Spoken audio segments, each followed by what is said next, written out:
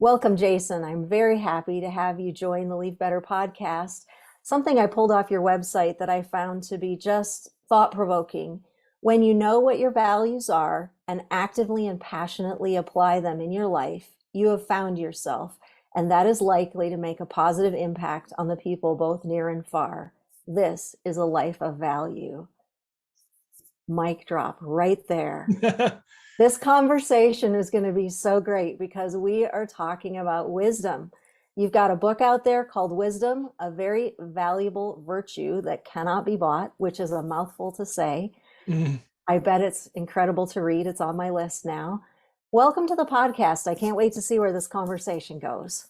Yeah, thanks so much. I love being quoted just right off the bat. I mean, kidding aside, of course, it does signal that you care enough about your guests to look into them, which is one of the marks of a great host. Well, thank you. So, why don't we start out with I gave a teeny little introduction, but it doesn't actually tell who you are and what you do. So, why don't you fill in the gaps? Tell us what I missed and what you want to highlight. Okay. Well, I began to study psychology at the junior college level and found it to be so interesting. And then I was thinking that I wanted to be a clinical psychologist. I wrote a thesis on social perceptions of suicide. But during that time, I decided, maybe I would do something else. So I twisted and turned toward this thing that I call values of the wise.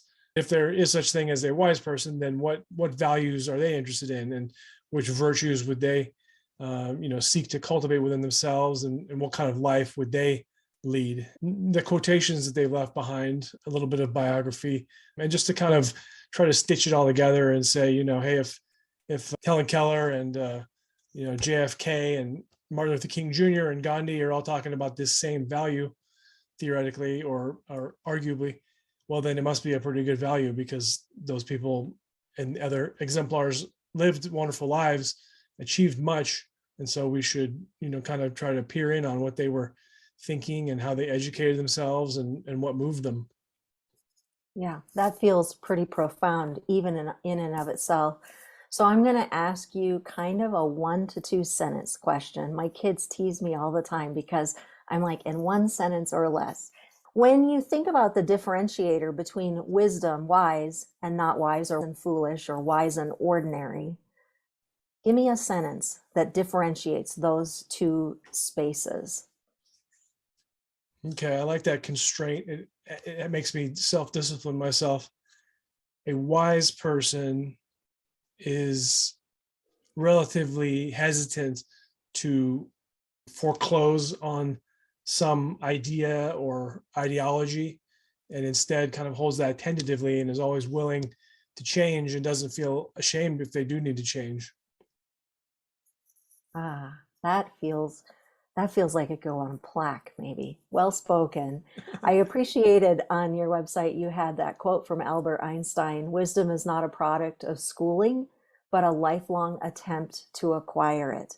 Right, And right. I feel like his words probably are dovetailing with your words in your mind as far as this idea of we're not going to be black and white. It's not that wise people don't have positions, but they're open to entertaining ideas other than their own. And they're not so quick to just jump down your throat and tell you why you're wrong. I think that Einstein quote is a kind of a brilliant example of we should think that you know you don't just get it at age 18. In fact, Mortimer J. Adler, who is one of these big names in the world of the Western intellectual tradition and great books and such, he says that he's read books numerous times throughout his life, and each time they make a difference in a different way. It's as though he sees things that he didn't see before, and he thinks, well, the book hasn't changed, it must be me, I must have changed. And so he believes in lifelong education, and he doesn't even necessarily believe that youths, adolescents are ready for those big ideas. If you ask an 18-year-old what is the purpose of life, the answer you're going to get is probably a little shallow, or maybe it parrots something that they just saw on YouTube or something. As you get older, you start to realize, well, gosh, maybe my days are numbered. I might only have 20 years or 30 if I'm lucky. You don't even know if you have 20 years. You may have 20 more minutes. So That's right. I think that something that's so fascinating about what we're talking about, I am not a relativist. I do believe that there is actual truth. However, there also is this thing that is your truth at the moment. And some of that has to do with brain development. 22-year-olds' brains aren't fully done right, yet. right, And by the time they're 25 or 30, they're more mature. And then by the time they're 60 or 70, certain parts of the brain have died off and new parts have arisen, new pathways. What you know and wisdom is such a fascinating topic because it is hard to pin down. As you asked this question at the very beginning, you said, okay, if you're looking at Helen Keller and Gandhi and Martin Luther King, and if they have some of the same values, we should pay attention to them. So I wanted to ask, what are some of the common values that you've seen as you've done your research among these great leaders? I riffed off of Abraham Maslow, who came up with this famous theory about the needs that human beings have with food, shelter, clothing, sex, etc. At the base level, meaning it's the most they're the most persistent needs, but once satisfied, the human mind always wants to go up the ladder toward greater and greater actualization, like the embodiment of your best self, or the loftiest thing that you can achieve. So self-esteem is on there, and belonging, and things that you would get from work, like fulfillment or meaning. And then the highest levels, it's even more sophisticated. And so I think that maybe Einstein called Gandhi a great spirit because Gandhi tended to dwell at the highest level. I mean, I think when Gandhi died, he had two possessions, spectacles and a cane. I think maybe we're not counting his loincloth, but his spectacles fetched like a couple $100,000 in an auction because people were like, those are Gandhi's specs. He only had one, maybe he had two pair, but that's what he had. He didn't have a mansion. You think of the opposite of Gandhi as being somebody like Jeffrey Epstein. He's got everything a person could possibly want. That's not enough. He also wants the souls of children, to put it crudely. And you can see how he's sort of stuck at that lowest level. He probably had great food, great wine, sex with the 17-year-old, and then, back to food again. Yeah. Maybe a yacht, a twirl around in the yacht or something, but really shallow levels of development. I think that, a case can be made, though, that certain values tend to crop up when you read people from Seneca on through to Toni Morrison, or, whomever. And people are always popping up, like Ms. Gorman, Amanda Gorman. She's 17. She made a big splash at Biden's inaugural address because her poetry was, very forceful, and her presentation was sort of like otherworldly. And so she's really young, and obviously she's tapped into some sort of special something, wisdom, I guess you might call it, because she's interested in this rather than, TikTok. Of course, society is always kind of clawing at those people, being like, hey, you should be interested in TikTok. If Britney Spears was alone on the desert island with a bunch of books, she would never have gone in the direction she did. It's probably due to her parents and people in the music industry who are like, here's what you're capable of. Think about the money it's going to get you and the attention from men. It's going to be amazing. Let's do this. And the parents, of course, hooked into that, I think, inarguably. Anyway, just arriving to the main answer to the question is, I think that there are, less than 100, let's say, values and virtues that wise people are attracted to and can exemplify. I guess if I were to name the 28 that I like the most, I would call them the values of the wise. And, they range from creativity to wisdom, creativity being first in alphabetical order and wisdom being last. And, included in the list are unusual choices such as humor or honor, things like this. But essentially, if you find a quote that you love, one that was attributed to Gandhi incorrectly, I think I read, be the change you wish to see in the world, that fits into some sort of category of value, right? He was talking about human values, the things that at the highest level drive human beings. And so you can, choose whichever value you think it's about, but by all means, please read what he wrote and be interested in it and categorize it in your mind according to some value. Maybe do what some people do. They take a marker and they write on their mirror, be the change you wish to see in the world. They remember it right when they're, doing their hair. I think that you're not incorrect. There are hundreds of values, and it sounds like possibly your book categorized 28.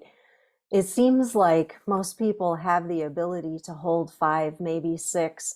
I had an interesting conversation with my son the other day, and I was talking about an influencer who was talking about the death of his dad. On his deathbed, he asked his dad, "What do you want to say to us?"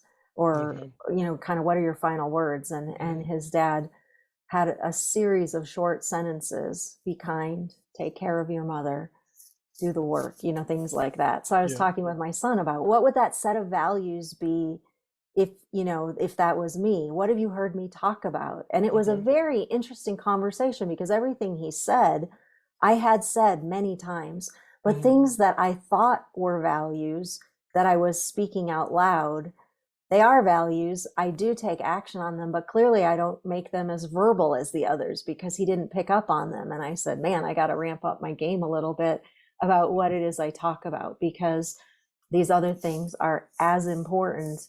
I was saying things like, well, he was saying, I was saying things like take action, be respectful. I was good with that. Those two were good. Don't spend more than you earn. I was on board with that. But I wished he had said, always be grateful. That is a value I hold and I speak in my journal, but apparently I don't speak it out loud quite as much as I need to. Own your own life. Those were some of the things. What are some of the small sentences you would be saying on your deathbed of your values?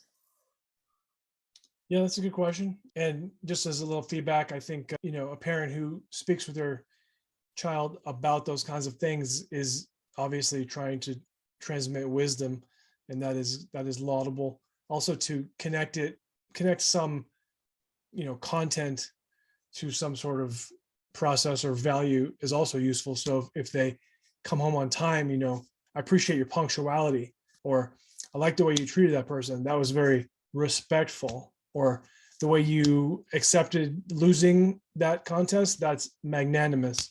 You know what I mean? So it associates actions that could be wisdom with the value or the virtue that was, in your opinion, involved. So I would say, or that there is this thing called honor, or wisdom is much deeper than mere knowledge, or always try to keep your sense of humor even if life is getting you down. Or development is when you try to make progress in your life, be it intellectual, emotional, spiritual, physical, whatever. Keep going for development. Those would probably be some examples. Yeah. And are those things that you see yourself saying, or are you saying that's how you would give the sentence to the values? I mean, like, what I guess my question is, what are your sentences? I probably would be, I probably would exhaust myself to death sharing, all the things I wanted to share on my deathbed.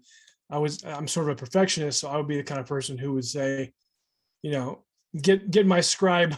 I'm going to start speaking now. Yeah. And just go on and on and on.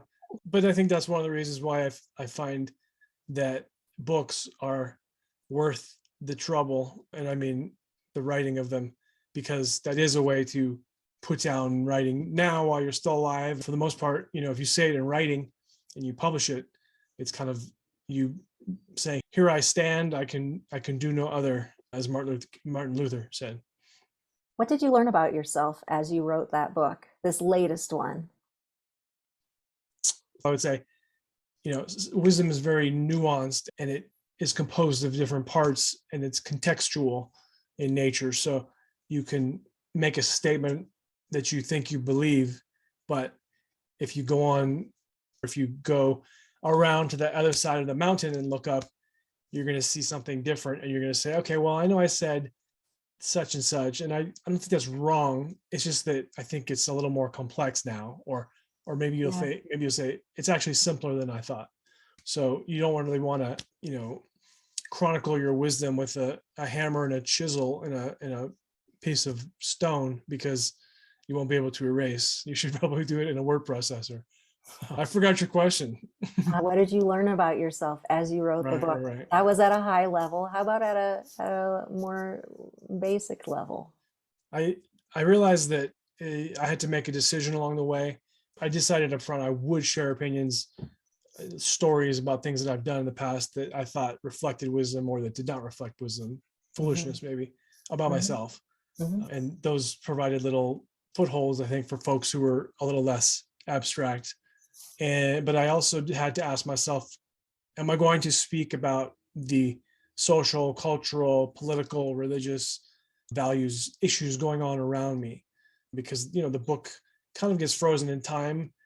It kind of captures the zeitgeist of the time and place in which the author finds himself. I had to ask myself, what's more important, to say what you think with little reservation and run the risk of having somebody be able to slam you in some sort of a review or whatever, or are you going to try to go, right through the middle and try to avoid stepping in pitfalls? And I chose the former.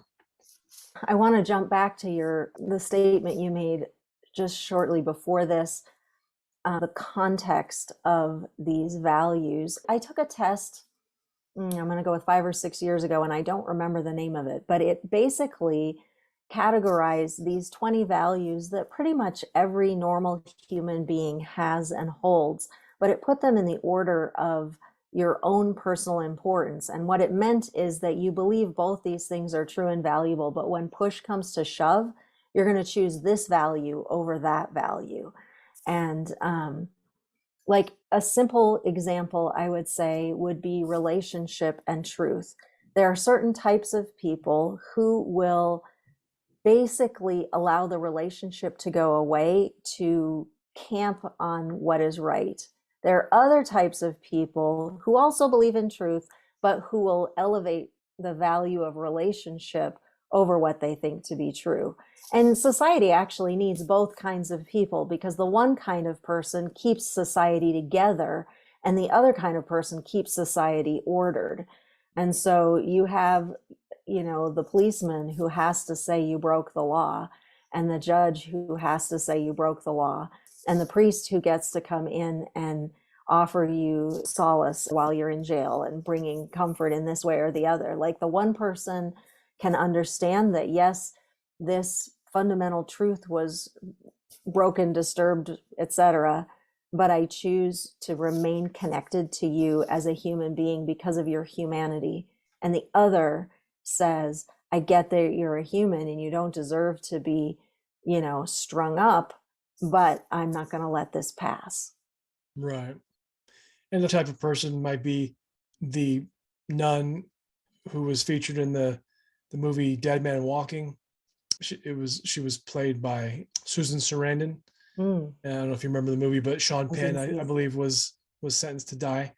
And Sean Penn was kind of a hardcore guy, but because her role was to provide comfort to death row inmates, she made a huge impact on him. And but spoiler alert, by the end he was crying. The nun is like, I'm gonna not only am I going to give of my time to you, but I'm going to love you. It is going to be based on you as a human being who deserves respect and should be treated like a thou, a thou. I will relate to you like that, and we'll see if we can't even preserve your life, because she was in one sense she was trying to get him to admit that he was wrong, which is something that you virtually never get the typical death row inmate to do.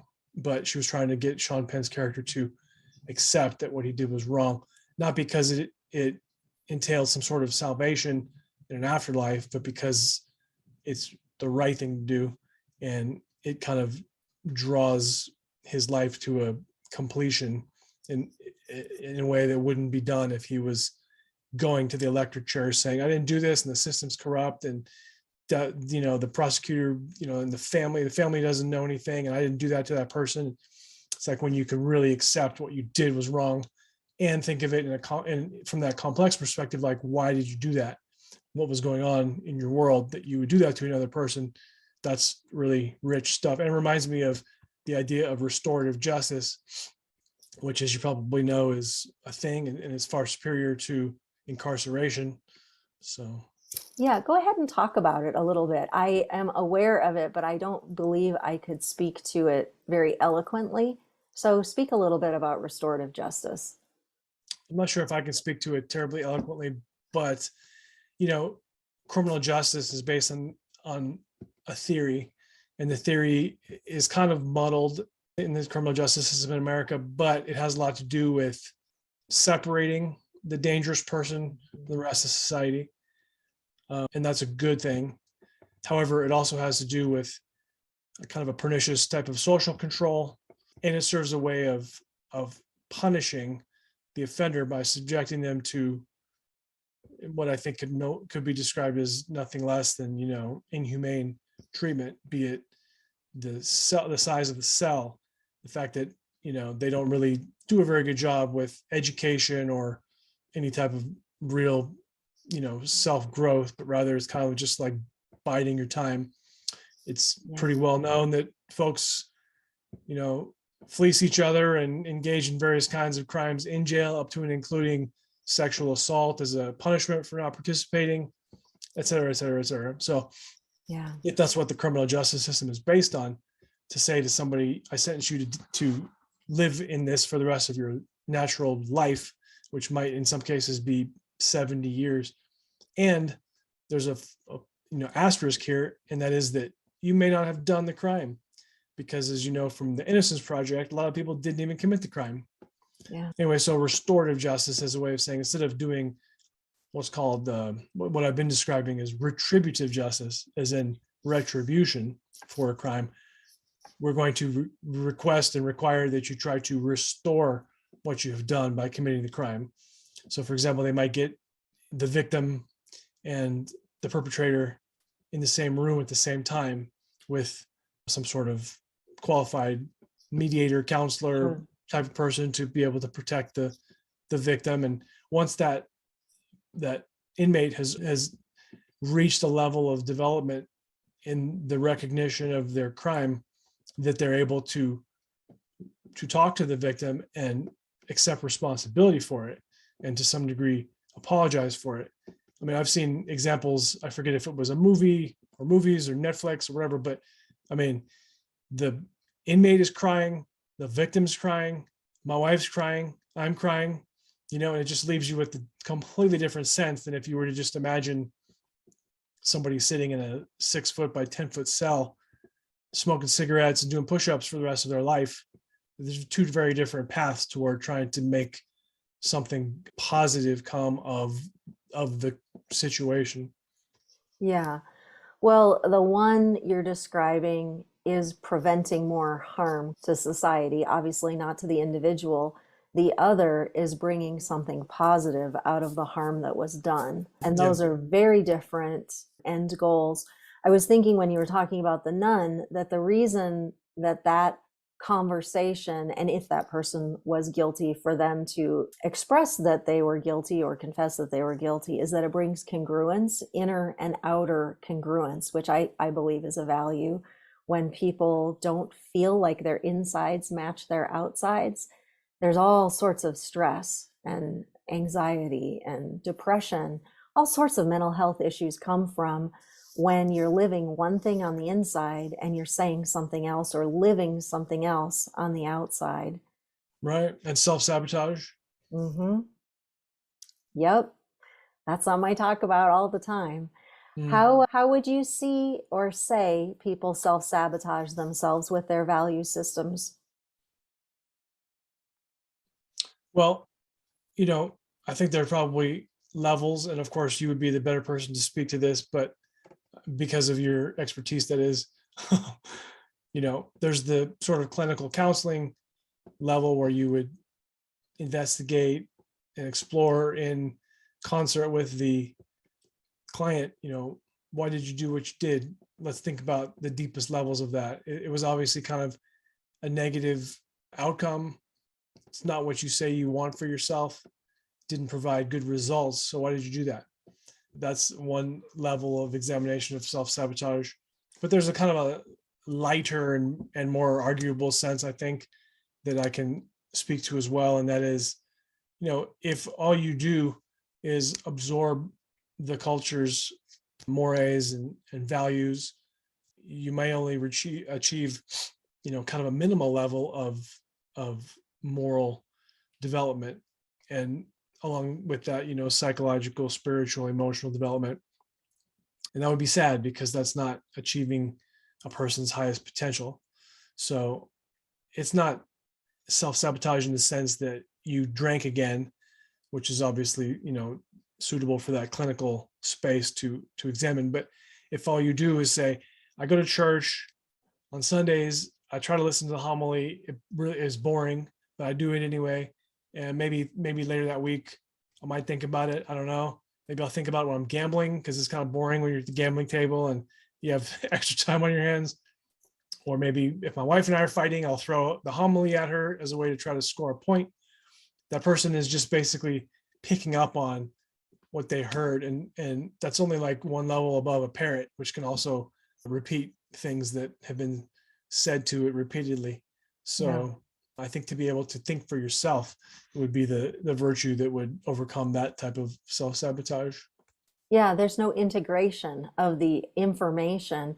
It's a different form of non-congruence. It is still the inside not matching the outside, but the issue is that this virtuous thing, whatever it is on the outside of you, and it's only penetrated, sunscreen deep, and Yeah. it's not actually getting through to your core. I was talking to a friend today about a situation I had seen with a people-pleasing person who looked like they had empathy because they did whatever the other person asked them to do. But I knew them well, and actually empathy is something they struggle with.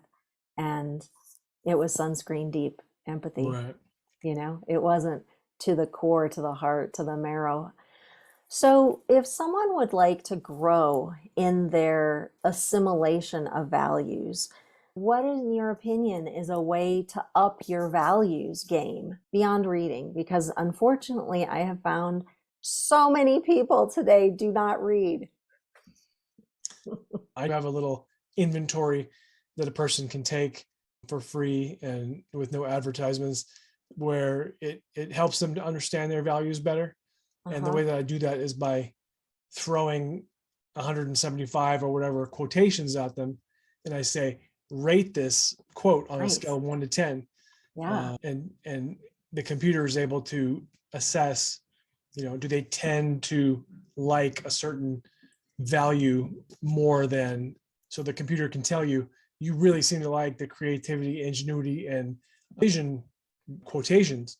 And what the one you like the least is truth and justice. And here's how the other ones rank as well. And so that's a way to, kind of characterize, if you just have more consciousness about what your values are, then that can go a long way to upping your values game. Because some people, you really confuse them. If you sit down and say, excuse me, can I ask you, what are your values? It's just, the conversation is probably not going to work out right for one reason or another. Agreed. That is to say that maybe the person who lives in that town, they just don't really think about it. They think about No. other things. Yeah. Sometimes they do, because they sometimes say, I stand for freedom. And so then obviously you'd want to know, what exactly do you mean by that? Yeah. And of course, if they say, well, I mean, I support the freedom to say whatever you want and not be censored. Okay, that's good. How about the freedom to choose whether or not you're going to raise, a fetus into a child and care for them until they're 25 years old? Is that freedom to you? Or is that somehow different than freedom? And so it can lead to like a very three-dimensional, very in-depth look at, what your values are, if you just kind of think about them, talk about them, read about them, think about them while you're walking in a forest, do things that are values oriented. And it's different than what you're going to get if you just adopt the standard, values of society, which tend to be what, like the pursuit of money is extremely important. People need to like you. They need to like whatever you say on social media. You're sort of a consumer first and foremost. There's another tribe out there whom you're supposed to hate. You know what I mean? Things like this. Yeah. Yeah. I mean, that last few minutes took my brain so many different places. I was thinking at a smaller level, an easy way to find out what people value, what is important to you. And I loved your question about, well, what does that mean? But then you took it, does it mean this? Does it mean this? Does it mean this? And they were all maybe politically opposite or religiously opposite. And what I have found in today's day and age is that people are not good at holding other people's values that are diametrically opposite of theirs without getting hot under the collar. And one of the spaces that I'm trying to encourage is civil dialogue about things that maybe you don't believe. And can you see this person and have a respectful conversation and allow them to stretch your thinking if they're a different political party, or if they're a different religious entity, or if they're a different gender, or whatever? Can you take the other person's perspective long enough to understand why that particular thing is important to them? Or do you Yeah. X them immediately? I want to jump back to the book space, and I want to ask, you've written at least 3 or 4. I understand it to be difficult to write a book. I have not written a book. I have started several books, but I have not finished several books. Talk to me about the process of beginning, middle, and end of that rolled in along with your value systems, because I'm pretty sure your values drive your actions or behaviors, and those are the things that get the books done. And I just want to understand, I want to pull this conversation out of the abstract and into the concrete, because out of any, there's any number of people who are abstract and are like just traveling along the rails with us. And then there's another subset of people that are like, what are they talking about? I would really like it to be practical as well. I've taken many, many classes, and it can be difficult to read, memorize, write, etc., in a subject that doesn't really move you. So that's why autobiographies are somewhat the easiest stuff to write, because it's you telling your story about yourself. Right. And you're moved to do that because you find meaning in that in one way or another. Yeah. There's a kind of movement now to do stuff at the end of your life where you pass on your story and your values, whatever, to your children and grandchildren, in the form of a book, maybe in a form of various audio recordings or whatever. But that can you be motivated to do that because you want them to know these things, and you want them to know you and maybe think highly of you. So obviously you have to know something about something, because you can't write a book. I could not write a book about mountaineering or spelunking because I don't know anything about those two things. It would be impossible. But if you're Mark Twain, you're interested in stuff, you can write a stack of books and do numerous speaking tours. And his way of thinking about things was unique enough that if he put it in writing, it could be very useful to other people because he had an inimitable style. So anyway, why would I write a book about wisdom? Is because I'm that interested in the subject, and because I think I have something to share, and because for me, authorship represented values like education, communication, mastery of a subject. There's probably some self-concern in there. I don't know if I'd say self-aggrandizement, but if you knew that you'd have to put your book through a shredder as soon as you wrote it, it wouldn't be quite as exciting as if people are going to read it. The good news for aspiring authors is that now is a pretty easy time to get your book published, because we live in an era where you don't have to ask anybody if they will accept your book. You put it up on Amazon or do something similar with it, and the answer is yes. How about getting you through the process? You have to have stick-to-itiveness. Because you feel like doing something in hour 1 doesn't mean that you're going to be motivated enough to continue. But that's what your art requires. If Michelangelo started to chip away at that piece of marble that became David, which it took him months to find, by the way, looking for the right piece. He finally found it. And, if he would have chiseled for 5 days and been like, this is kind of hard on the wrists. Jeez, I think maybe I should go back to painting. We would not have David. But it's Yeah. because he was relentless with it and perfectionistic and truly cared about the art and what he was trying to demonstrate, that it just kept him going. You kind of have to have that fire within to deal with the challenges that writing a book and perfecting a book and proofreading a book and publishing a book and promoting a book are going to cost you. So if you don't love it, don't do it, because you'll certainly face the costs. The question is, are the benefits going to outweigh those costs? Yeah, well spoken. I love that word relentless. It's one of my favorite words. It just speaks to grit and stick-to-itiveness. Well, we're coming up to kind of about the end. I want to ask 2 other quick questions. Besides your own, what book would you recommend to someone if they wanted to grow in terms of wisdom? Well, I think it probably would be Stephen S. Hall's 2010 book called Wisdom: From Philosophy to Neuroscience. I was influenced greatly by Stephen Hall's book. He certainly interviewed dozens and dozens of big names in philosophy, psychology, neuropsychiatry, all kinds of stuff. He starts out with Confucius and Socrates and goes right up to, what is an fMRI scan and what does it reveal about the brain? What is the brain doing when you're meditating? What is the brain doing when you're competing with somebody in a psychological game, et cetera, et cetera? Well, we'll put that in the show notes for sure. How can people find you and reach you? Well, the book can be found at Amazon.com. I'd say instead of searching for the word wisdom, they should maybe search for my name. And then I have the website that we've been discussing a bit called valuesofthewise.com. And, there's a lot of things you can do on the website that don't cost money and don't require a subscription or anything. I just put it out there because I want people to be interested in these types of things. I think if somebody were to, to have hours to kill, they could do worse than, hanging around the website, because there's a lot that you can explore. Yeah. I only had a little bit of time to look at it, but my first thought was I'm coming back. There were some great things to check out, and I definitely am going to do it.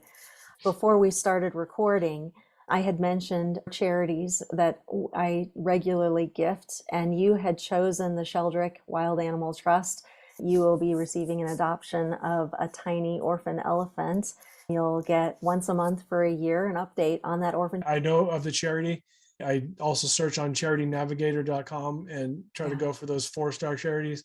If you ever spend a little time looking at their website, the way that those little elephants, they deserve good things in life rather than to be abandoned due to this strange human desire for ivory.